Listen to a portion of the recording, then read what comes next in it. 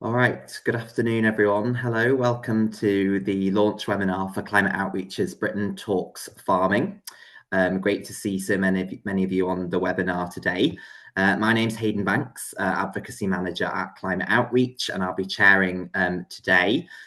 At Climate Outreach, we're concerned with understanding public attitudes and public opinion on climate and the environment, and the implications that this has for our communications, our storytelling, and our engagement. I'm delighted to be joined by four great speakers today, and they'll be talking us through where the public are when it comes to farming and our food supply, and the context that this research lands in off the back of a particularly harsh harvest in 2025 and a precarious moment for the farming community in the UK. So firstly, we'll hear from Dr. Chris Pollard, who leads the research team at Climate Outreach, and he'll talk us through these findings and what they mean and their implications for communications.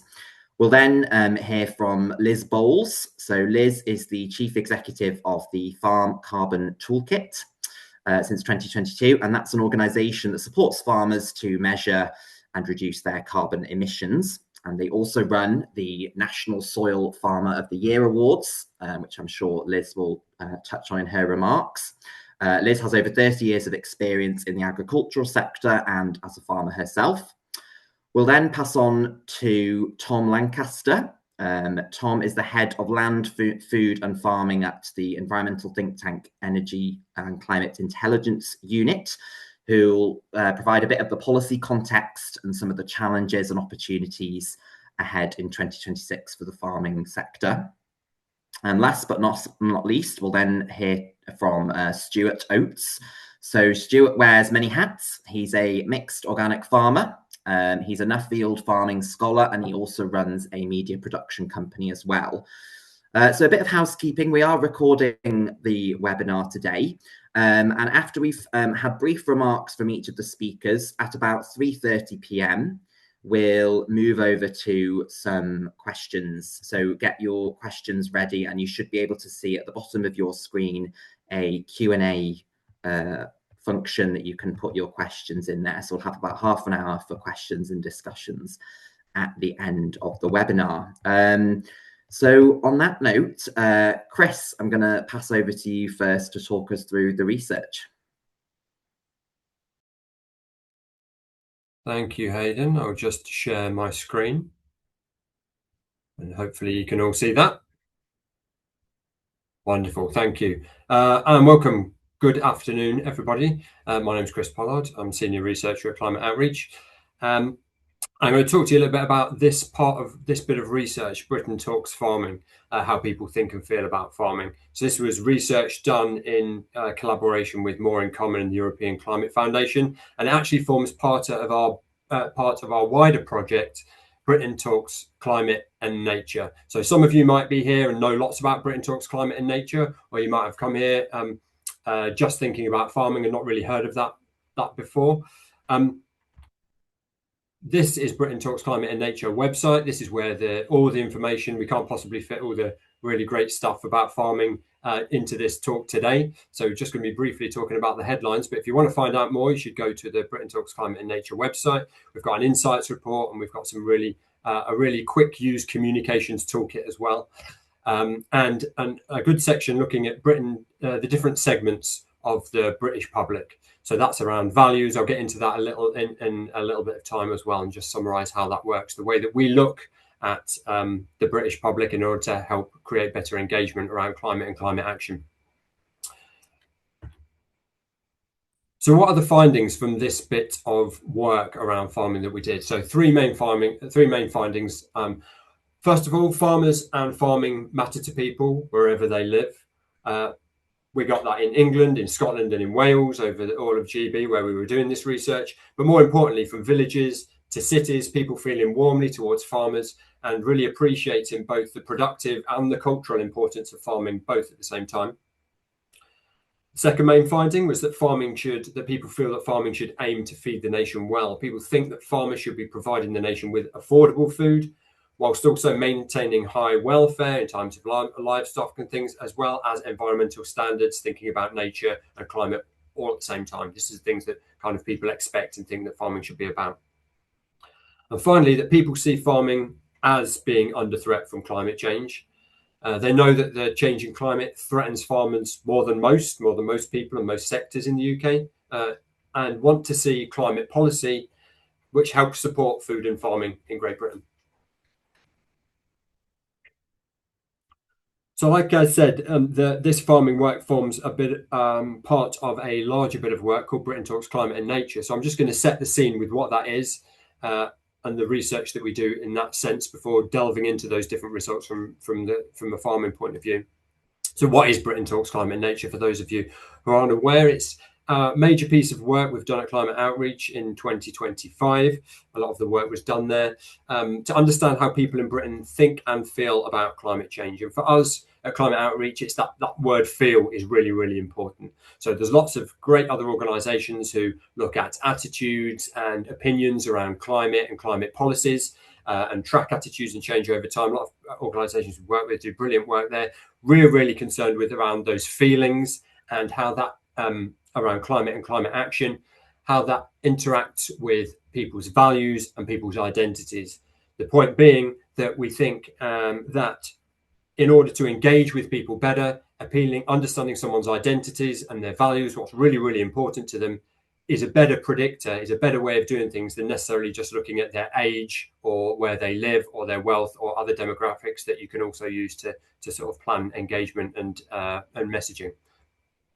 How do we do this bit of work? We did it with a nationally representative survey of Great Britain for lots of quantitative data, and we also have done lots of focus groups to get the more in-depth qualitative data to go alongside. And it's all underpinned by the 7 different values-based segments work done by More in Common. So that's like I mentioned, instead of looking at Britain in terms of demographics, you think about what groups have shared values and identities and how we can use that and think about that when we're trying to do better engagement and messaging around climate. So what are those 7 segments? I can only very briefly touch on what they are now, and I'll do that very quickly. But of course, there is absolutely a wealth of information on these different segments, what their values and ideas are, where they are and who they are on the More in Common website in their reports, and specifically really in-depth detail around what these folks think and feel about climate on the Climate Outreach website and in the reports that I've mentioned earlier. But broadly, we've got these 7 segments in Great Britain. There's 3 large ones, which are around 20%, and 4 smaller ones, which are around 10% each. So to introduce them quickly, the first one is the skeptical scrollers. They're online, they're engaged, they're up for radical change, but they're alienated by the way that climate decisions are made. They're called skeptical scrollers. They're not skeptical of climate. They're just really skeptical of lots of where the information comes and asking questions, and skeptical of wider society and decisions that are made. The second of the groups, the first of the larger ones, is the rooted patriots. We describe them as being proud of Britain's past, their community. They want to see a climate future they can be proud of. They're very concerned about climate, really want to see lots of climate action, but they also see the way that their community feels like it's gone downhill a bit, or their local area has gone downhill in the past few years, and they really think that climate action and that building of community should go hand in hand. The established liberals believe we're moving in the right direction on climate through a mix of technology, innovation, and global cooperation. This group is the most optimistic about climate action. They're also the wealthiest group, and they think kind of internationally. The incrementalist left, they believe in communities and leaders working together on climate change to improve the status quo. They're generally supportive of climate action, as are the established liberals, but they're thinking more community-minded. They're thinking more about those leaders in communities and developing incrementally in terms of climate action, as their name suggests. The dissenting disruptors, around 20% of the population across Britain on average. While they recognise the need to tackle climate change, they believe the system is rigged and leaving them behind. So this is one of the groups which tends to be less supportive in general of climate action, even though they appreciate and agree that climate action needs to be taken. They tend to be more suspicious of it. And they are suspicious of a wider institutions in society, and kind of think that radical change is needed across society, which is in comparison to the traditional conservatives, who are also quite one of the groups that are less supportive of climate action in general. They believe in respecting the environment, but worry that climate change action is overbearing and unfair. So those two groups, less supportive of climate action in general, but one wants to see sort of radical overhaul of society, and the other a lot less so. And the final group is the progressive activists. They want to see climate action to make the world a better place. If you work in climate change, or if you work in climate comms or the environment, you're most likely to fall into this group. It doesn't mean you're a protester or you're going to glue yourself to anything, but this is the group that that generally a lot of climate communicators, and I myself as well, will fall into this group. The overall message from our wider bit of work, so all the different things that we talked about, so this isn't just farming. If you go on the website, you'll see that we have chapters on trust and chapters on fairness. The overall message of the research is that people really do care more than you think about climate in Britain, but if we don't up our game, we risk losing them when it comes to climate communications. So now into the farming data. So those three headlines that I talked about, I'll go through each one in turn with a little bit of evidence that we've collected behind each one. The first one is that farmers and farming matter to people. So farming matters. It's about more than just production. If you look to the right-hand side, one of the questions we asked were, when you think of a farmer, how warm do you feel? Which is a bit of a weird question.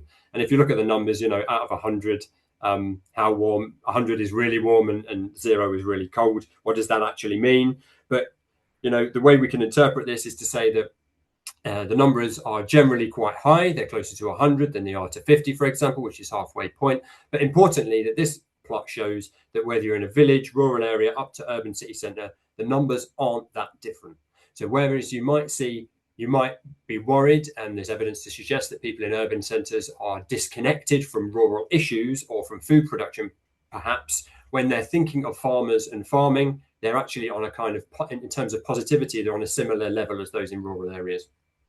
And when we ask people what they think, what comes to mind when they think of farming, cultivating crops and raising animals, yeah, that makes sense. That's the productive aspects. That's about a quarter of people thought that. But equally, and even higher, in fact, this was the top answer, the most common answer from people, was an important rural way of life and work. So that the cultural aspect and the productive aspects, both at the same time in people's minds.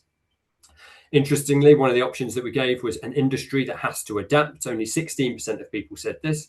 And often you might see this in kind of climate comms or environmental comms rhetoric. Farming is an industry that has to adapt to the future. And this was only something that came up. It was more likely to be thought of in those sort of people who are already supportive of climate action. So if you're thinking about how you're going to frame farming needs to adapt, if you're going to go in with that kind of language, you really need to think about who that's going to apply to, who that's going to be appealing to. The second of our main points was that farming should aim to feed the nation well. What is the purpose of farming to you, we asked, and maybe not surprising, but good to see that feed the nation came top for every single one of the groups. One of the skeptical scrollers was a bit lower, but most of them, the rest of them were over 70%, and on average was over 70%. So that might not be a surprise, but it's good to see.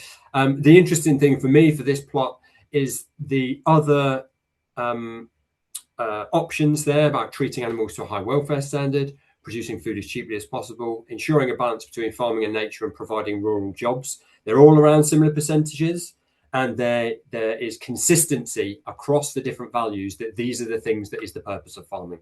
So if you're thinking about what's going to appeal to broad audience, we're all on the same page in Britain. This tells me about what the purposes of farming are.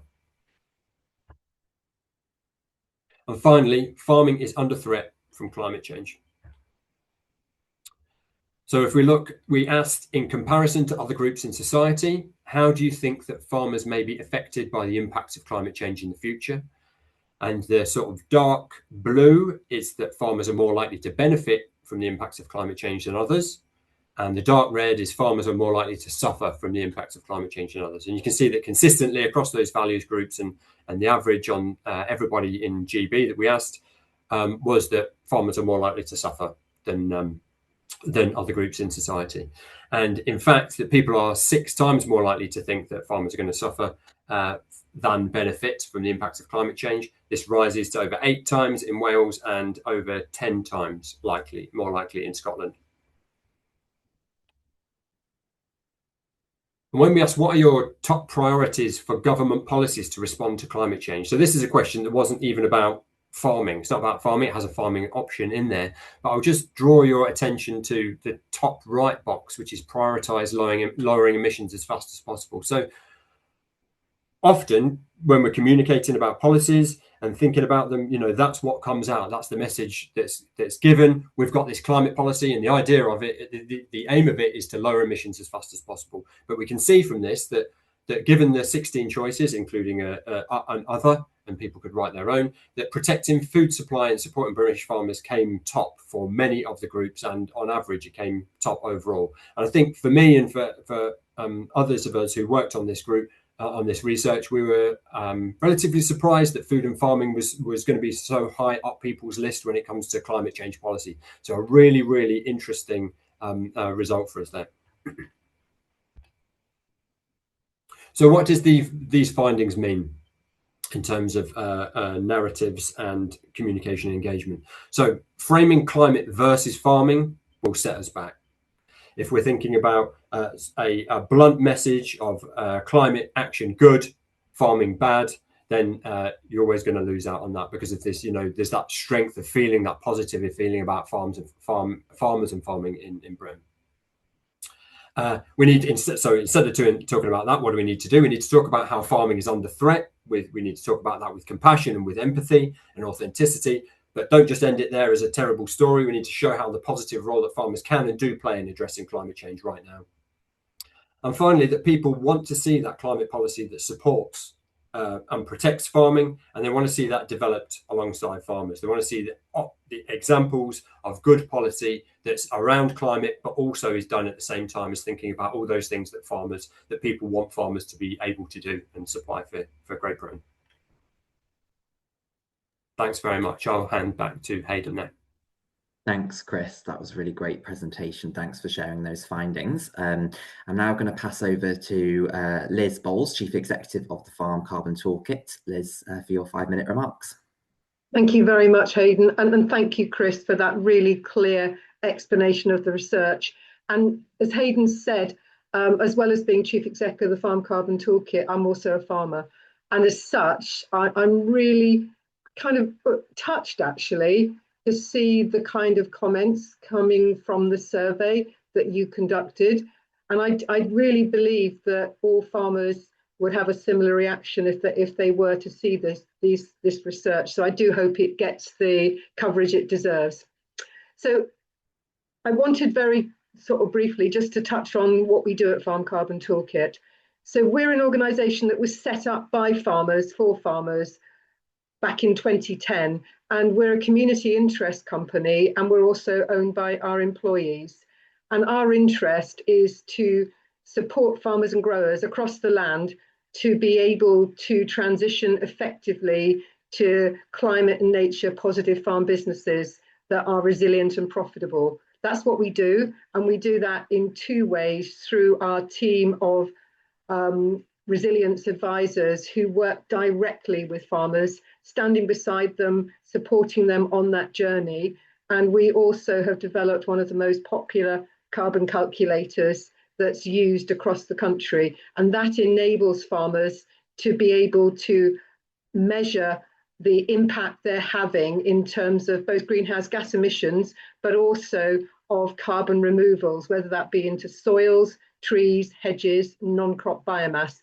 And I think the thing I would like all of us to understand, and it's something that as experts in this field, it's really important to communicate, that producing food inevitably produces greenhouse gas emissions. That's not to say that we can't reduce them, but there is an inevitability about it because it's a biological system. And I'd also like to pay tribute to all the farmers who are already doing great things to both reduce their greenhouse gas emissions, to remove carbon, whilst also supporting farmland biodiversity and nature. Of course, there's lots more to do, and we need to go faster. But I think we shouldn't forget that a lot of farmers are already doing some great things, and I think we'll hear about that later. Here at Farm Carbon Toolkit, our day-to-day work is working with farmers, growers, estates, county councils, whoever wants us to be able to support them in moving towards more climate and nature-friendly farming businesses that are resilient to the climate changes that are coming, and also helping those businesses to adapt to those changes. And it's certainly clear to me as a farmer down here in Devon that I'm farming on the front line of climate change. Lately, the challenge has been rain. I think we've probably had about 3 inches over the last 4 days, which is a heck of a lot of rain for ground to soak up, especially in winter. But going back to what we do at Farm Carbon Toolkit, one of the key ways that our purpose as an organisation is fulfilled is we make our calculator, which effectively is an engine with a whole load of formulae in it that farmers can use free of charge to work out their farm carbon footprint. And we make that available free of charge.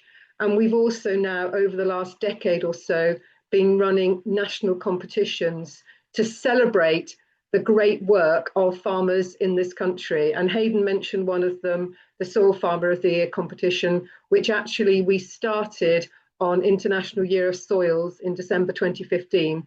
And it's going from strength to strength ever since that first year. And I think it's probably fair to say that for some of the farmers who've been awarded as prize winners, it's kind of sometimes made them into a little bit like influencers in other sectors of society, because they can, through that platform, really share with lots of other farmers all the great things that they're doing and help other farmers to kind of understand what's possible. And our other competition that we started only about 2 years ago, actually no, 3 years ago now, is the Carbon Farmer of the Year competition, which supports and really celebrates those farmers who are doing a great job, both to reduce emissions, but also to remove carbon. And it's really necessary because for farmers, they have got so many priorities that they have to focus on all at the same time. And sometimes this whole area of reducing greenhouse gas emissions for some farmers is seen as a nice to have and not as important as, say, for instance, making sure that their business is viable and that they're producing what their customer wants. And increasingly for farmers now, and I see this myself in my own business, that my job now is to look and try and farm with a number of different targets in mind, if you like. I've got a target in terms of profitability, another one on animal welfare, another one on protecting water, protecting soils, reducing greenhouse gas emissions, and farming with nature. And it makes it exciting, but at the same time, it's a change. It didn't used to be like that for many farmers.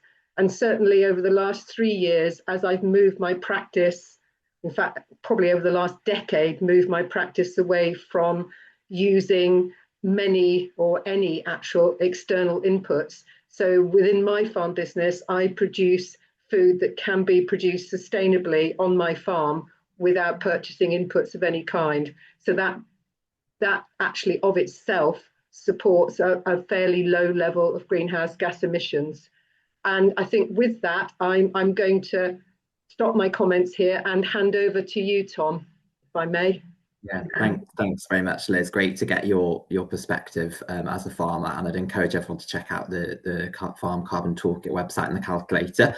Yeah, I'm going to pass over to Tom Lancaster now, Head of Land, Food and Farming at ECIU think tank. Your 5 minutes, Tom, to provide the policy context for us. Thanks, Hayden. And yeah, thanks very much to Chris for presenting that really interesting research. So yeah, I'll just run through a bit about the work that we've done and how that chimes with some of what we've just seen from Chris, and as Hayden says, some of the sort of policy and political context. So I guess it's not surprising at all to see such affection for farmers. We did some polling of voters ahead of the general election in 2024 that found they were the second most respected vocation in society, only after nurses.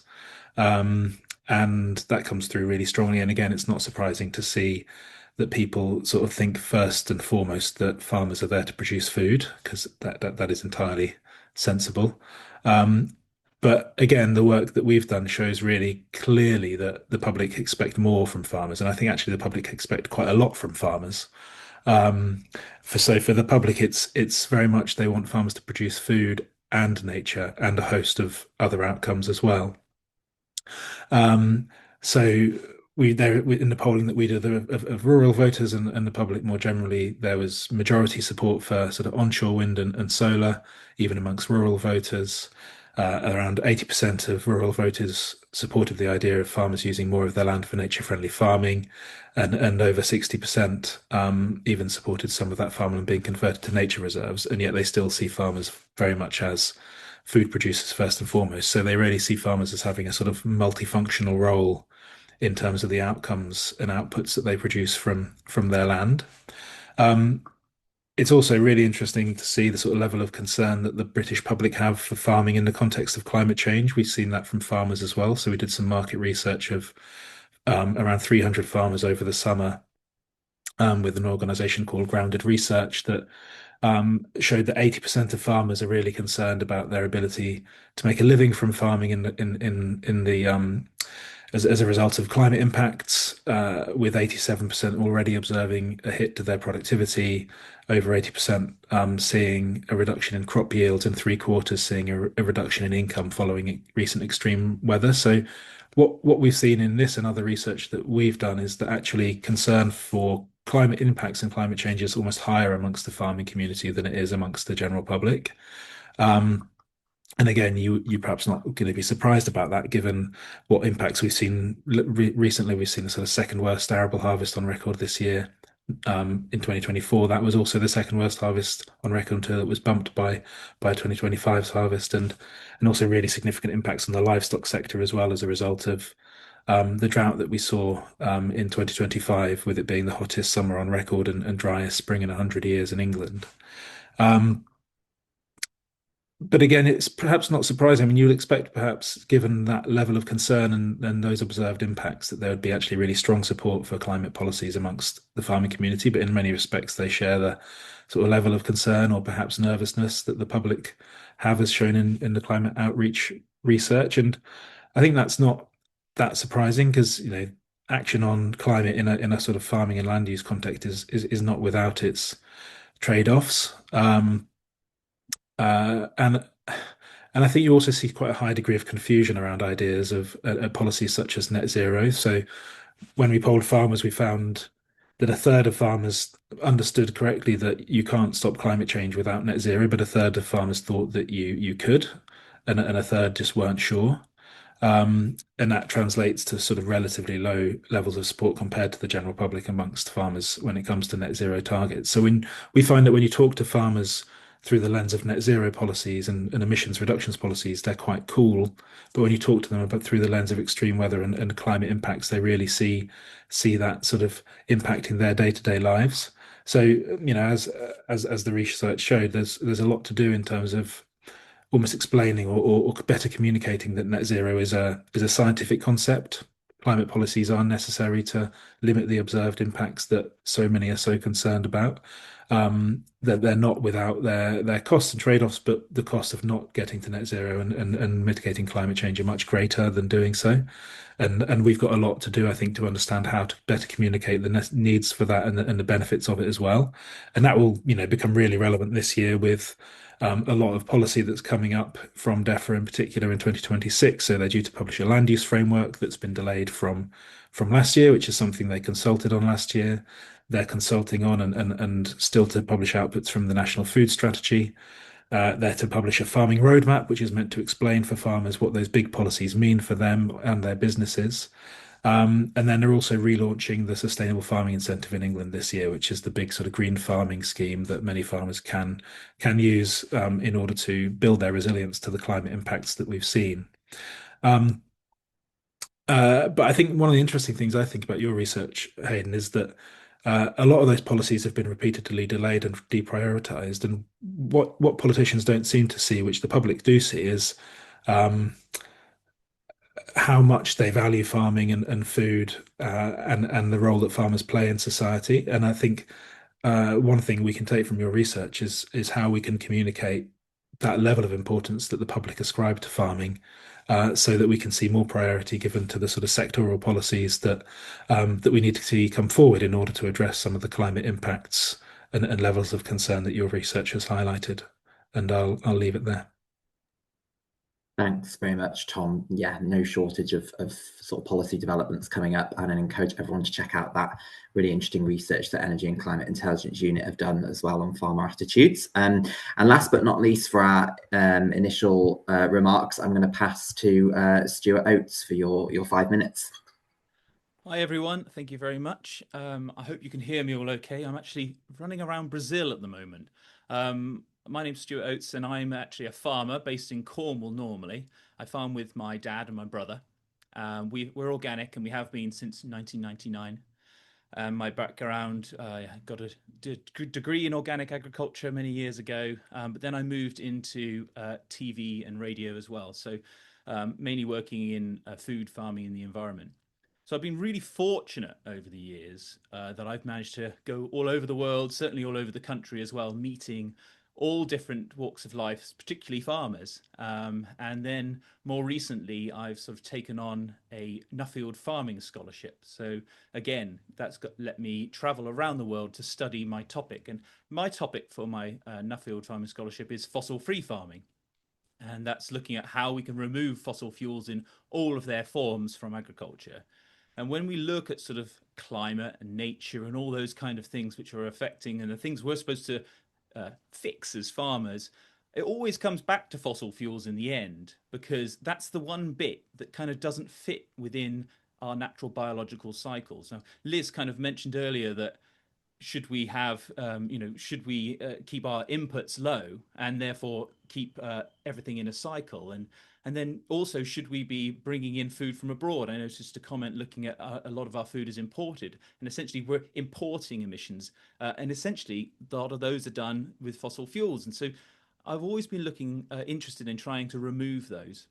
That kind of almost fixes a lot of our issues as farmers in terms of our outputs. I also noticed another sort of point brought up around the inclusion of livestock in a system.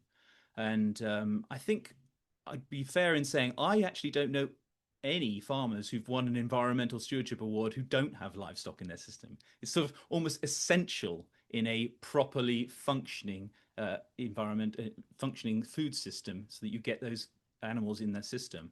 A recent publication came out from the Sustainable Food Trust, actually, who I work with sometimes, looking at the importance of animals in a system, and it's not the cow but the how. And removing those sort of super energy intense livestock production systems seems to be the thing that comes out of it. So it's those industrial agricultural practices. No one should be able to buy a chicken for £3, for example, because that you haven't paid for that. You haven't paid for the environmental damage.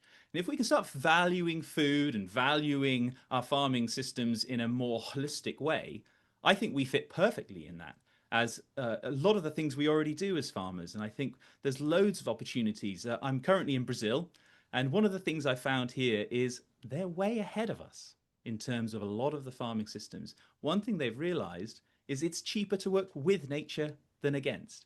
And so these massive 50, 60, 70,000 hectare farms are dropping their chemical use. They're dropping their fossil fuel use. They're managing to be incredibly precise with a lot of their breeding. And actually, nature's thriving, which is helping them go on that journey of becoming a bit more regenerative and helping make our food system something which actually is going to sustain the world with plenty of food that is reasonably priced, which actually is not going to be damaging in the same way that it is now. And so I actually am incredibly positive about the future for us. I actually think if you're a farmer and you're not doing things which are going to reduce emissions, you won't be a farmer very long, because you won't be the most efficient person in the system.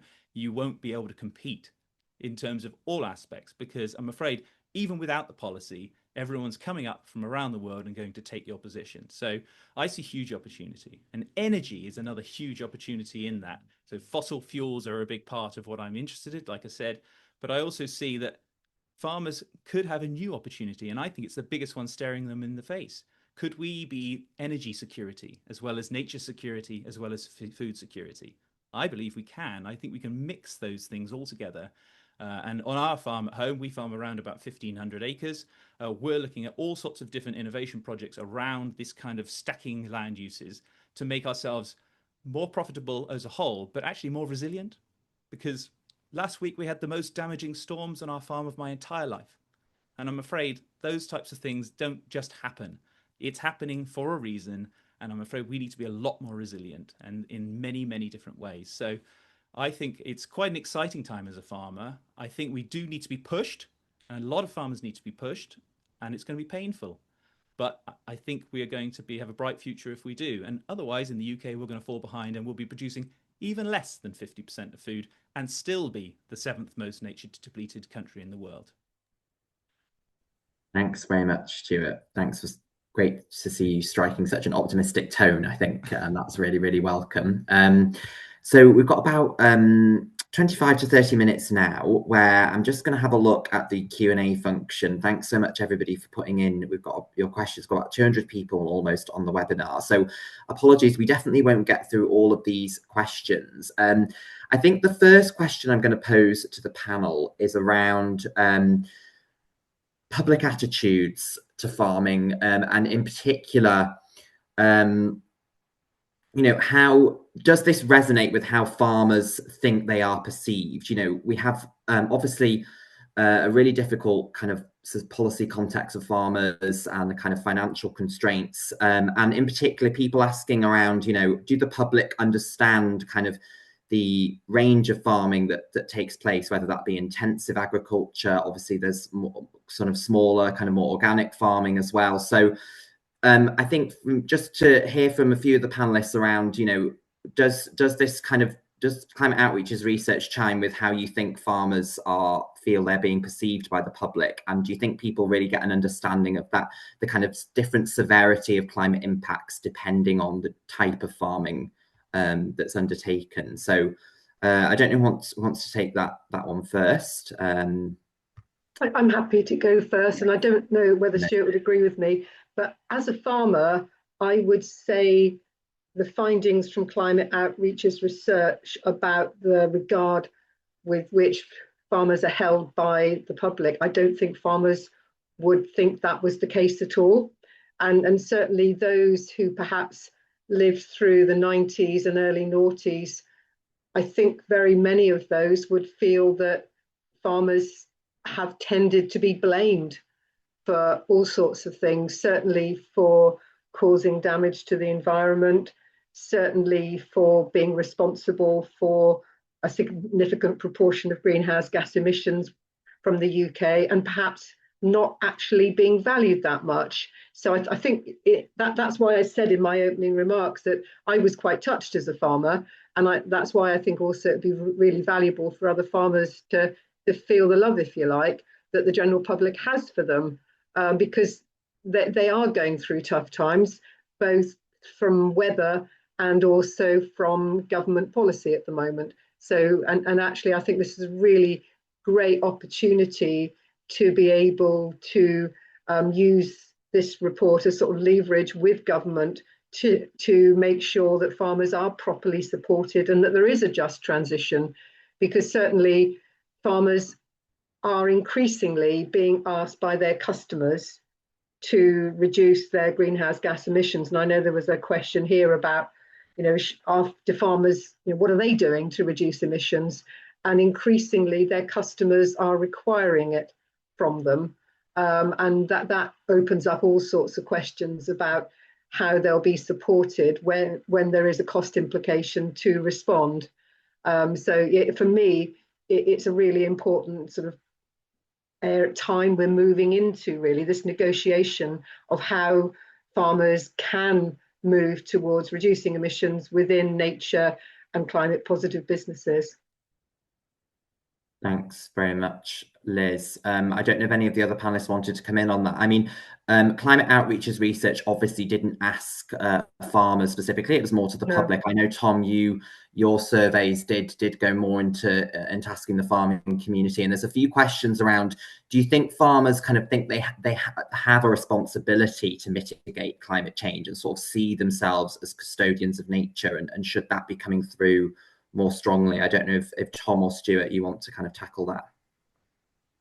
Yeah, well, I can come to that, and I think some people have asked for a link to the report, so I can type the answer to that in the Q&A. So, I mean, generally, the number of the sort of percentage of farmers who thought they needed to reduce emissions was lower than the percentage of farmers who recognise the impact of climate change on their businesses and the industry, which sort of reflects that difference that I was talking about when asked about emissions reductions versus the impacts of climate change.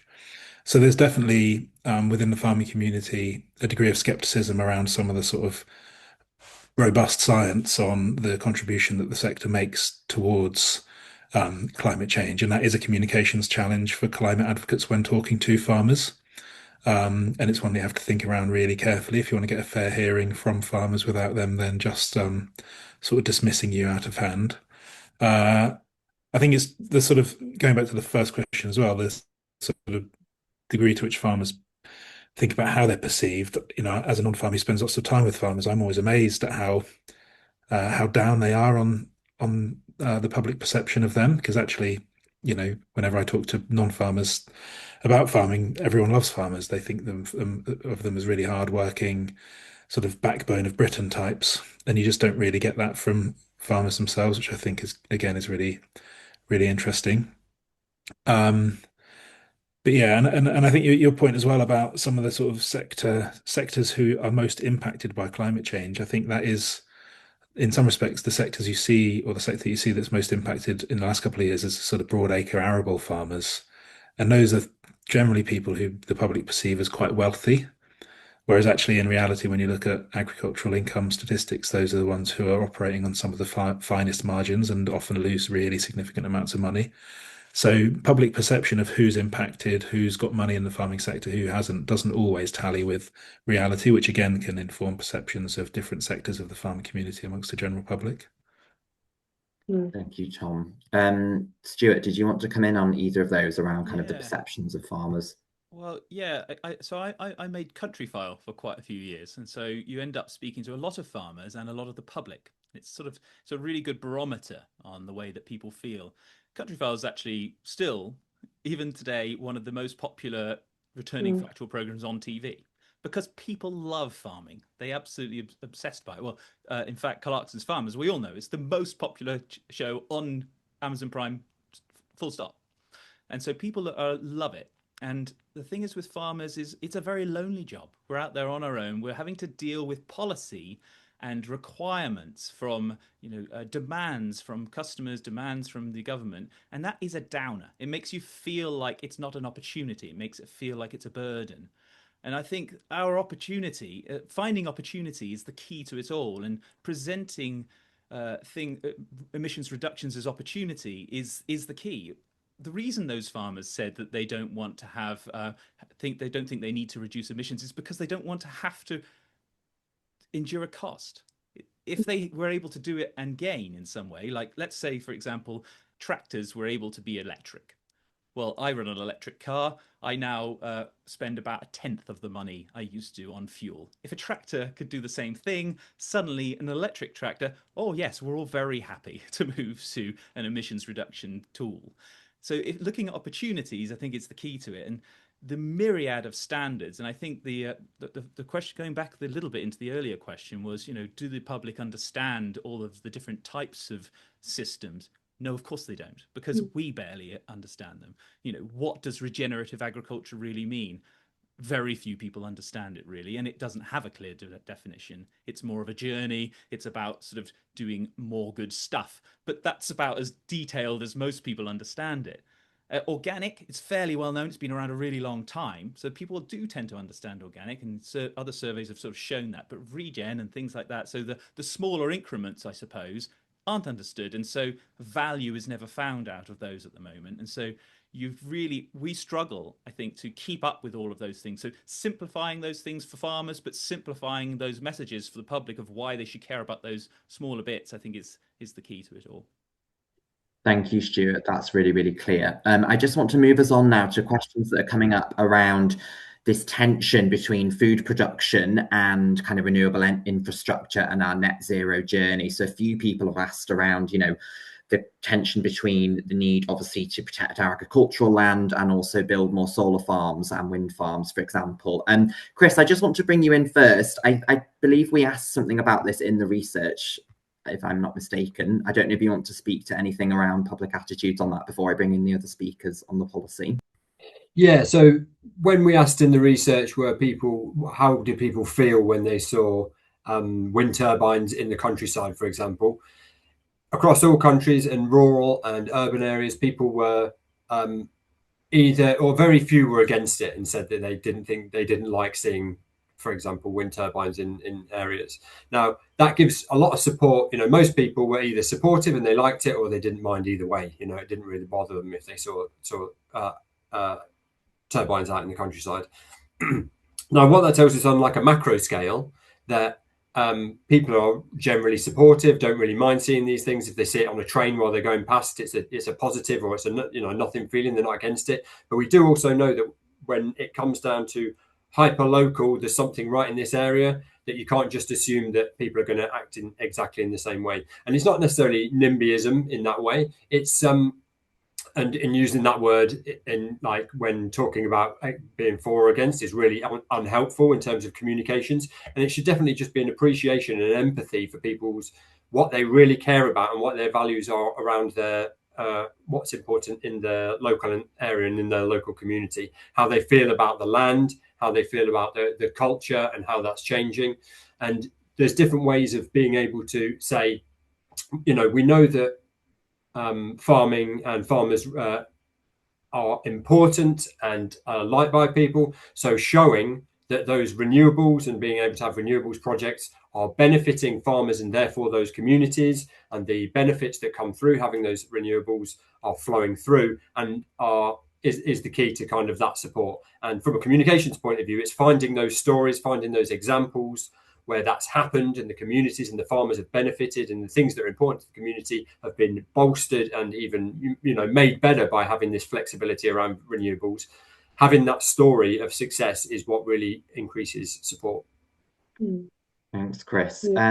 Liz and others, did you want to come in on this perceived tension between our sort of renewable infrastructure and farmland?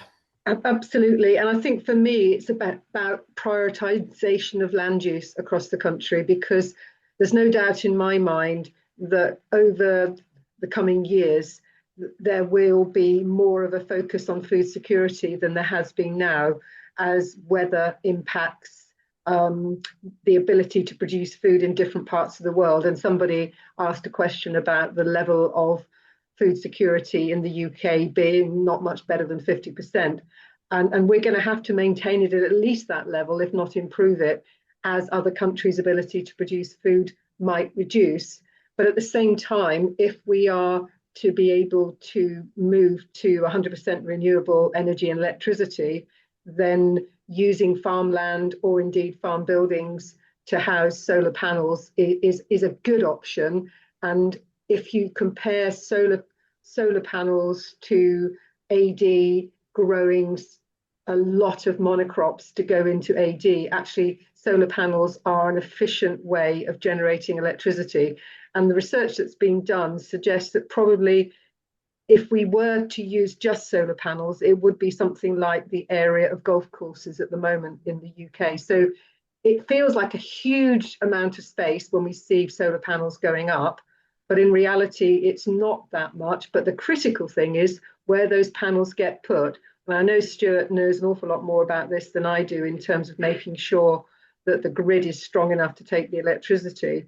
So I think that's the thing that we need to be thinking about. Where is the best place to put renewable energy versus where are the better places to produce food? Thank you, Liz. Stuart, did you want to come in on this question? Yeah, I mean, so I think a lot of these problems come down to poor planning. And I think that's partly because the people that are planning the energy infrastructure are absolutely nothing to do with farming. If you were to plan where you should put those solar panels, you would put them in areas of low productivity land. Sensible. But the reality is we put them where large grid connections already exist. So we end up putting them around large power plants. And where are large power plants? They're near large populations. And where are large populations? They're where originally great farmland was, because that's where food grows the best. So it could support a lot of people living in one spot. So we've got solar farms going up in grade A land. Now that shouldn't be okay. I completely agree. We need to build the infrastructure out so that we're able to put solar panels in places where they aren't prioritized. We shouldn't be prioritizing, we should be prioritizing food production.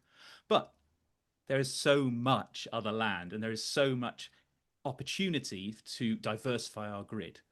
Down on our farm, we produce mostly livestock because our land isn't that suitable for growing crops.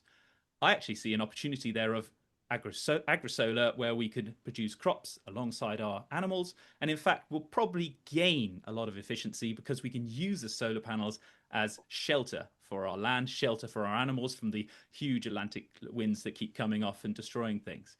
So actually, the efficiency of growth might even be better with solar panels in a field. Now, we don't have enough research in this country around that because it's not being prioritized. We need to do some agri-solar projects, we need to get the data, and then we need to roll those out. And here's my second thing. The reason people wouldn't want a solar farm or a wind turbine in their local area is because they have absolutely no ownership of it. We have 6 turbines very, very close to my farm. Each one is 2 megawatts.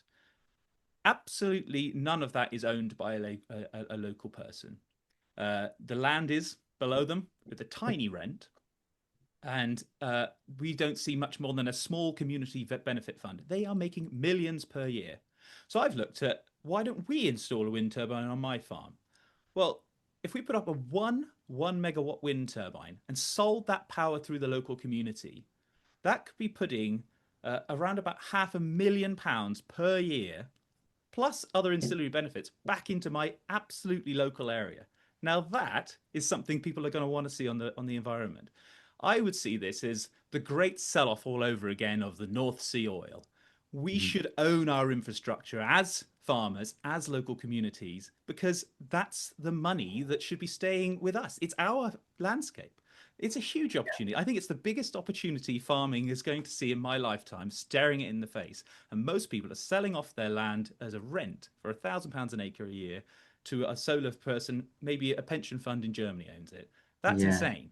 So I think it's a huge opportunity. Yeah, thank you, Stuart. That community benefit and community ownership is so important. Tom, I just wanted to bring you in very quickly. If there's anything you wanted to add on this, I know ECIU are doing a lot of thinking around kind of the net zero transition and agriculture. Anything quickly? We've probably got time for one more question after your remarks, Tom, as well. I would only add the polling we did, the rural, just the most rural voters, even that showed quite strong levels of support over or around 60% for both onshore wind and solar. So even amongst rural voters, there's strong support for renewable energy. And in terms of the area of land needed to meet the UK's solar targets, it's about 0.1% now on underground mounted solar. I think it's due under most scenarios to increase to about 0.5%. So it's not really a sort of national food security issue in terms of the impact that solar will have on, or any onshore renewables will have on food production. And as Stuart says, it's done right. It's a huge opportunity for the agricultural sector to diversify and develop new enterprises and new benefits for the communities that they're in.